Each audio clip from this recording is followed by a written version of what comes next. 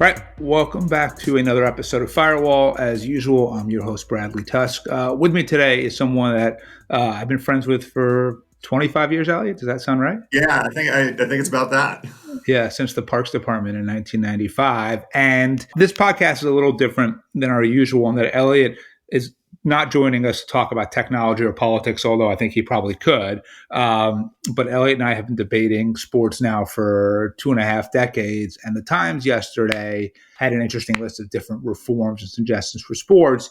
And usually when that kind of article comes out, it leads to an email exchange between Elliot and me. And when that happened yesterday, I said, you know what? Why don't we actually just talk about this on the podcast? And Elliot generously said yes. So I guess if you hate sports, you might want to stop listening now because the next 40 minutes or so will be about that. But if you like sports or just two people debating and arguing about things, which I guess is the vast majority of TV and radio these days, then hang on and in. So, Elliot, before we start on the sports, though, you are on the road. You live in Chicago, but you're in Wyoming. What's it like to travel for work? It's a little weird. I mean, the airports are mostly empty, right? So I flew from Chicago to Denver yesterday. I was, I got upgraded on the flight, and the first class was pretty full. I suspect I got upgraded because the back of the plane was almost entirely empty. And in retrospect, I sort of wished I had sat back there. But I will say, like, everybody was in masks. People were very careful about distancing other than when they were sitting. So I don't know. I mean, airplane transmission is not supposed to be that bad because the air recirculates. In some ways, you're more worried about being in the terminal. And I wouldn't say 100% of people were being good about it, but that the vast majority certainly were. So hopefully the ones, Were there people sitting next to you on the plane? yeah, there were people next to me on the plane, which was different. Which was weird, right? Because, like, on the one hand, you're like, okay, like, I'm used to this. I've traveled on planes a million times. On the other hand, you're like, I hope none of us end up infecting each other. Right. So, and like, are you staying in a hotel? No, I decided to go for an Airbnb so that I could have a whole building to myself. And does that so feel safer? And did you like? Yeah, definitely. Did you clean it when you got there? Like, how did you? No, not really. I mean, it doesn't seem. I mean, first of all, they said that they cleaned it, and it certainly seemed clean. And it doesn't feel like surface transmission is the big thing. I mean, part of why I wanted to be in an Airbnb is because I didn't want to be on the same air circulation system as a lot of other people if I could avoid it. Yeah. That makes total sense. All right. I mean, I have to say, I'm kind of envious in a way that you got to go somewhere, right? I mean, I think in normal life, if I go more than a month without getting on a plane and doing something, I get kind of antsy and itchy for it. I don't think I've been on a plane in 5 months, so yeah, I'm a little jealous, but hopefully we'll all be doing it soon. So I'm just going to go through this list on the Times, and some of them, like you said, will probably be things that were like, yeah, of course. Some will probably have better ideas for. Some will disagree. I'm going to start with the baseball ones. Since baseball opens up today, I'm more of a baseball fan than you are. You're more of a football fan than I am. But yeah. So, all right, the first one, I think sort of pretty obvious. Speed up the game. So eliminate mound visits, reduce warm-up pitches, stick to 2-minute gaps between innings, keep batters in the box and pitchers on the mound. So what do you think? Yeah, totally in favor of that. And I think that the complement to that is the rule that they changed this year about um, not having too many mid-inning pitching changes, even more than the slow at bats. I think those mid-inning pitching changes are just complete momentum killers. So, I mean, one thing I might suggest is you get two mid-inning pitching changes per game, period, with the only exception being if you put in a pitcher who lets four or five straight guys get on base, then you can take them out. But like this bringing in like three different pitchers to pitch to three guys when they all make it out, like those innings are the worst. Well, and then, when we talk about mound visits, I mean, theoretically, eliminating mound visits doesn't mean that you can't change pitchers, right? You just can't go there and have a long conversation. I would imagine you can set up some sort of new procedure where you say, hey, reliever A, you're coming out, reliever B is coming in, right? And it doesn't require like an old fat coach ambling to the mound, spending 2 minutes there, and then going back. Well, this one, I mean, this one could also relate to the recommendation on improving the television experience. Like, what if you just gave everybody mics, right? Like, we've got the tech for it now. Like, let all the players on defense have a communication system with each other and the dugout so that you don't have to like drag the manager all the way out there to have the conversation. You can be having it in real time. The pitcher and catcher could have, a conversation in effect without the catcher going out there. Like that would also, you could also then record some of that and use some of it for the TV broadcast. Obviously, certain parts you would have to leave out, but I think that would speed things up and actually potentially make it way more cool. I think that's right. With the one skepticism, I assume that some people would say, the Astros managed to find ways to cheat using a garbage can lid. If you're going to mic everyone up, isn't it going to be even worse? But so, how do you feel about either a robot ump or umps where they still are, but in a kind of a robotic strike zone calling thing? Yeah, no, the robot strike zone calling seems absolutely right. Because how, if they're using it to grade the umpires anyway, right? The consistency, it's just easier. Like, I mean, in baseball, you could even envision a point where you don't need umpires to even call people safe or out at bases. We may not be there yet, but that the balls and strikes part should absolutely be given over to tech. Yeah, and I mean, in tennis, do they do that now? Is that how they decide if serves are in or out? I think they do that on the challenges, right? That it's not there's an initial human line call, and then they go to the tech if there's an appeal. Yeah. All right, I'm going to go to the next one. So, limit the incentive to substitute by reducing game day rosters. Um, I don't know. I mean, I don't totally understand why you need that. I guess it forces fewer pitching changes, but I would imagine you could put other measures in place to do that. Yeah, I would much rather just have a limit on mitigating pitching changes. I mean, the reality is, if they did something like this, that four of the people who are sort of left off the game day roster would be the starting pitchers who aren't starting that day. And I definitely think that in a game like baseball where subs once, where you can't put people back in, that you want to have a little bit more roster flexibility. Yeah. All right. Next one, eliminate the DH.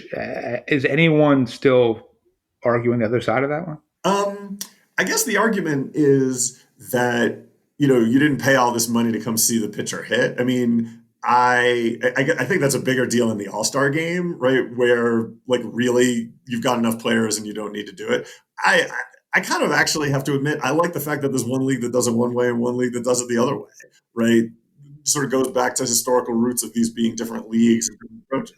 I was with you till last season. DeGrom looked like injured himself. He injured himself swinging, and it turns out he was okay. But it was sort of like we have these people who are so good at what they do in pitching, so bad at hitting, and why are we going to have them risk hurting themselves to hit when there are people who are so much better at it? Instead. So that was kind of when I kind of flipped over to being pro DH in both leagues. I can see that. I would just say, like, one of the things to think about is how does that relate to the roster size. I mean, I'm not stridently opposed to having the DH in both leagues. I do think that some of these pitchers who are better hitters, right, you might want to find a way to use them strategically at different points in games. But yeah, I'm not opposed to the DH. So I love the next one. It says if you own a team that finishes last in the division 3 years in a row, you and your family must divest entirely. I think that's fucking awesome, right? Because it seems to me that if you look at sports franchises that are successful over the long haul, it's basically really management. I mean, yes, sometimes you get a once in a generation player or a coach or whatever it is, but basically the Spurs or the Patriots or the Yankees, as much as I hate the Yankees, like these are really well run teams and well run organizations, and as a result, they do really well. As a Mets fan, hopefully we only have the Wilpons for a few more weeks, but they've been really poor owners, and the team kind of flounders. And that's, by the way, they're the best of the teams that I root for. I mean, as a Knicks fan, Dolan is, like putting a 3-year-old in charge of the team. Would you support that? Well, here's the thing. And I love the notion that it's like family ownership, right? Which in some ways feels sort of, anachronistic in its way. I'd go full English Premier League, right? If the minor leagues are struggling so much, let's let the minor leagues be independent and let's relegate teams, right? Like maybe you don't relegate every year, but like if the Orioles are going to be awful for a few years, like maybe send them down to AAA and bring up the best AAA team for a couple of years. It would give a lot of excitement in some of those other cities. It would make minor league races really exciting. And yeah, like most of those teams would probably nose into the majors for a year or two and then fall back. And you can see a team like the Orioles or the Tigers that are trying to rebuild with young talent. Like once that young talent figures itself out, they'll be back in the majors. But maybe it would actually be good for them to spend a year playing other AAA teams and building their confidence, right? Like this whole baseball is the only sport in America where you could really envision going like full on, like you've got five different levels and the top teams from one move up to the next while the bottom teams move down. Like I'd go that way.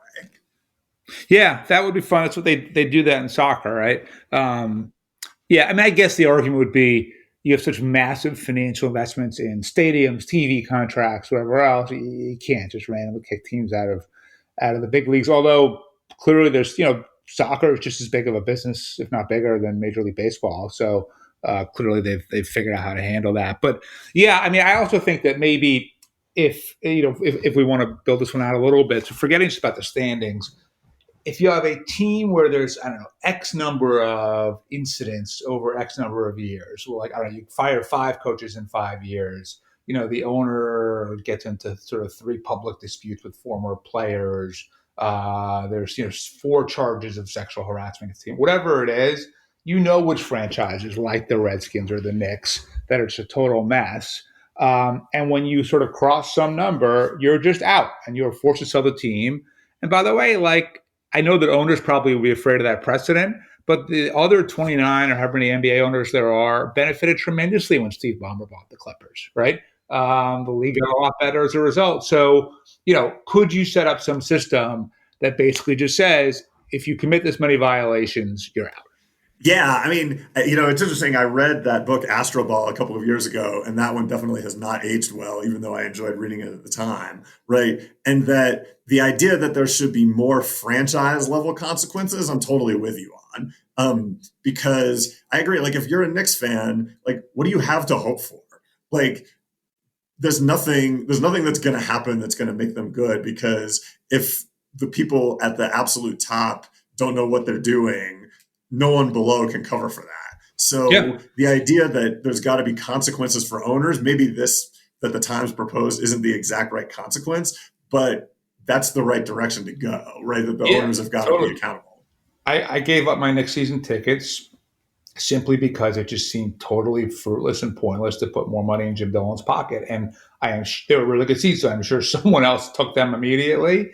But still, just like there's no world where the team is successful under that ownership. And in a market like New York City, which is arguably that now the two most important markets in the country, the NBA ought to be able to seize control of the team just like they did with the Clippers. So to me, actually, in all of these things we're going to discuss, if this would be one thing that could happen, I think it would have the biggest impact.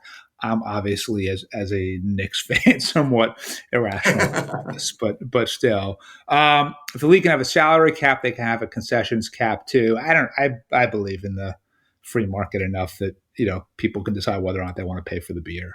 I don't know. What do you think?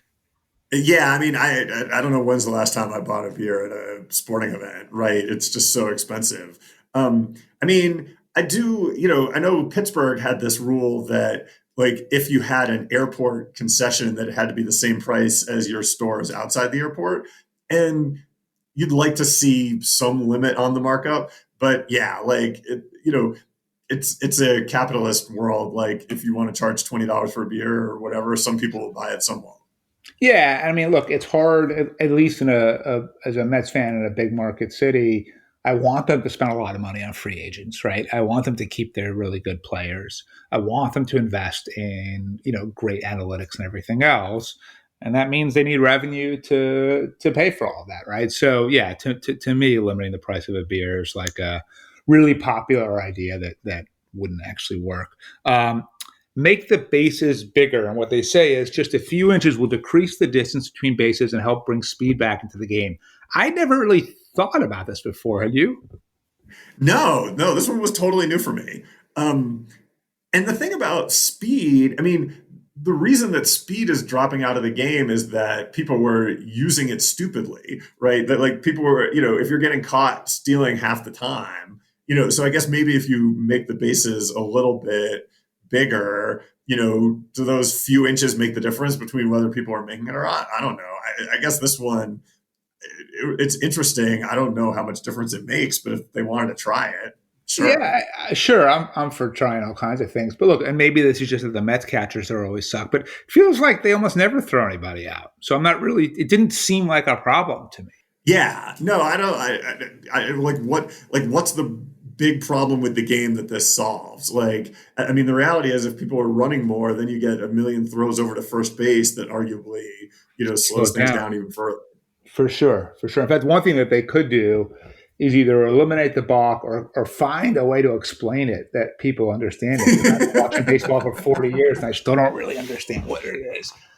All the time I like yell out balk and it's not, or it is, and I'm surprised by it. So I don't know. All right, the last baseball one is every team must have a mascot. So they're basically upset that the Yankees, Dodgers, and Angels don't have mascots. I kind of think that the absence of a mascot is just as much of a statement as the presence of one. And if you're the Yankees and this is how you want to hold yourselves, it's kind of okay, right? Like I think they're a bunch of pricks, and I hope they all burn in hell. But that's fine. It's who they want to be. They're proud of that. So like I don't know. Would you make them have a mascot? No, I would definitely not make them have a mascot. That is asking for trouble. Yeah. All right. Moving on to the NBA. A 4 pointer, so it'd be beyond 30 feet. What do you think? Well, I mean, this one definitely relates to another recommendation they make about expanding the court. And part of what's happened in the game, right, is that the corner three has become so enormously valuable in part because it's shorter. I totally see the argument for widening the court at least a little bit. Um, and that then you could extend the corner three. I would do that before I'd add a 4 point line. I mean, the thing about the 4 point line, it goes back to sort of this argument that was had in football a few years ago about field goals. Like, if you were going to have a 4 point field goal, should that be the super long field goal because it's an impressive kick, or the short field goal because your team advanced further, right? Like the fact that like these shots from way far away are worth more than actually like working the ball down and getting a dunk. I'm not so sure. So I would definitely expand the court, push out the 3 point line in the corner, and see how that works before I'd add a 4 point line. Okay, so let's say they won't do that. Would you say the corner three is just such a gimme at this point that it shouldn't be worth 3 points anymore? Um, I'm not quite there yet. I mean, what you could do on the corner three is just extend the line instead of have it flatten out, so that essentially there is no corner three, right? And then So you're going to hit a you're like three. It's about you're really in the corner at that point. yeah, like I mean, right now there's basically like enough room for a dude to stand. So if you kept the line extending on its normal arc, it would probably actually run into the sideline at some point. This is where the podcast limits you because I can't like draw that out. But then there'd be no corner three. Right. So yeah, but it does seem like it's almost too easy. All right. Create a soccer style cup competition. So we touched on a version of this in the last one, and I suspect that because we don't really like and have soccer in the U.S. and because the grass is always greener and everyone loves the backup quarterback, we're all going to say all these things that they do in soccer are so great and we should have them. And then if we were actually soccer fans, we may not be quite as enamored with all of them. But the idea here is to have a knockout competition, make the regular season shorter, and use some of this to determine who gets into the playoffs. What do you think? Yeah, I'm definitely for that. I mean, I've watched plenty of January and February NBA games, but doing something just a little bit different like this, I think would generate a lot of excitement at what can otherwise be a somewhat bleak time of year for those of us who live in the North. And if you had some consequence toward the NBA playoffs, but not a ton, like maybe whoever wins it is guaranteed home court advantage in the first round or something like that.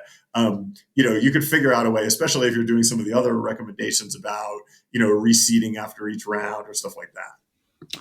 Yeah, I think that's right. I mean, Bill Simmons has that entertaining as hell tournament idea, which it seems relatively similar, right? Which is just Right. make the regular season shorter and let some of the lesser teams kind of compete in a play-in type way for the playoff spot, which is kind of what's happening in Orlando, right? They're going to have some sort of mini tournament for the eighth seed. So I guess we'll get a sense of how it works. Although watching Washington and Orlando or Charlotte or whoever battle out does not particularly excite me all that much. It just happens that those teams are teams that are kind of depressing. But yeah, I mean, I think the basic idea of doing something different like this is good. And I would say, by the way, like the Times recommends reseeding the playoffs every round. I'm Yeah, for that. I would also say, I'd go with the same recommendation that a number of people have been making of make them conferenceless. Like just take the best 16 just teams. 1 through 16, right? And then I think that would be fairer and more fun. It certainly, the East would complain, but you know what? You're right. The fact that we just said like neither of us really want to watch Orlando or Washington or the Nets with this current roster, but to not see, I don't know if Dallas is totally set or not, but like you want to see Luka Doncic in the playoffs, you want to see Zion Williamson in the playoffs, you want to see Damian Lillard in the playoffs. So yeah, I think that's totally fair. Speaking of Washington, what would you rename the team? The insiders. That's pretty good, actually. That's pretty good. I mean, it's funny. It does seem like they will have some sort of DC-ish name, like the Capitals or the Nationals, right? Someone mentioned the Monuments, which I thought wasn't great, but it was kind of consistent with that. The Wizards is a weird name, but I guess they couldn't really keep using the Bullets. The Washington Insiders, they don't have enough of a sense of humor. I mean, Dan Snyder seems like a completely humorless human being. So the odds of him then doing something funny and self-referential like that seems extremely unlikely. But by the way, and Goodell seems totally humorless too. So the odds of the NFL doing that seem very low, but it would be fun. It would be fun. I mean, that franchise, like, I mean, I know that it's hard being a Knicks fan, but like, at least the term Knicks is not considered offensive to the Dutch, right? Like, there is literally nothing about that Washington football franchise that, if you're a fan of that team, gives you any hope for anything. Like, the team is bad, the culture is corrosive, the name is awful, like, they Yeah, play out in the middle of nowhere. Like, there is nothing to hang your hat on. And, it could, just changing the name isn't going to change all the rest of the state. and yet, if you're a fan of their team, I bet it's unbelievably hard to move on, even though you just made a totally logical case for it, right? Because, like, for example, I mentioned I gave up my Knicks season tickets and I actually bought some Nets tickets and thought, okay, maybe I can become a Nets fan. They have Durant and Kyrie and Karis LeVert and all these players. And I actually really do enjoy going to the Barclays Center, but I'm still a Knicks fan, right? And I don't think I'm like psychologically capable of actually switching. So it's tough where you like all logic says you should make a move, and yet emotionally you can't do it, right? What Oh, would I you totally rename? know what you're talking about. And the thing is, I guess I think of sports as an opportunity to channel some energy into something that doesn't actually matter that much. So, like, for me, it's the Rams, right? Like, as you know, I've been a diehard Rams fan forever, and there's a gazillion reasons I should quit the NFL. And the Rams had like a 5 year stretch where they were the worst team in NFL history. Like, I get it all, but for me, it's sort of like when the Rams win, it's like this added bonus of happiness. And when they lose, I can be like, it's just a game, but it gives me something to channel agita toward that might otherwise go to something more important. Yeah, no, that's right. I mean, sports definitely. I've noticed now. Also, we're in quarantine, but baseball season opens today, and one of the reasons I'm grateful for it, and then the NBA as well, is like I just like having something kind of silly to think about and focus on, right? That is a good way to channel because otherwise, either I get too obsessed with work and drive everyone totally crazy, or it just like it's actually a useful channel in some ways. So, I know exactly what you mean. All right, so let's go to the next one. We already discussed reseeding the playoffs after every round. I think we both agree with that. So this one is the trophy tour should not be limited to hockey. And I actually sort of don't agree with this one in the sense of like I'm not a hockey fan at all. But I remember one time when my old office on like 21st and Broadway, I was walking back from a meeting, and the Stanley Cup was like being displayed on the street right outside our office for some reason. Um, and I stopped to look at it. I was like, "Oh, that's pretty cool, Stanley Cup." Like it still has some significance to me. But I think in part because it's like the only trophy that really, I think, has that, right? Like the Larry O'Brien Trophy. I don't know. Would if you were walking back to your office and the Larry O'Brien Trophy were on the street, would you stop? I mean, I'd stop and look at it just because I'm interested. I mean, the thing about the Stanley Cup is it's so big, and the players get their name written on it, right? That's awesome. And they do all And this cool shit with it, right? Take it to bars and they drink out of it and all this stuff. oh yeah, totally. A friend of mine actually used to date one of the guys who like is responsible for carrying the cup around and told all kinds of stories, many of which are not appropriate even for this podcast. But that, yeah, like the idea that like you have this hallowed thing that comes to you. I mean, the Larry O'Brien Trophy is not ever going to be as meaningful, but the idea of like everybody on the championship team should have like a celebration day in their hometown, like that's kind of cool, whether it's tied to the trophy or not. Yeah, fair enough. All right, man. Well, we went through all of it, and yeah. And look, if you have suggestions or thoughts around what Elliot and I got right or wrong, or your own ideas, if you go to firewall.media, there's a submission thing. Would love to hear from people and see what you think too. So, Elliot, thanks for joining us, and hope you get home safely from Wyoming.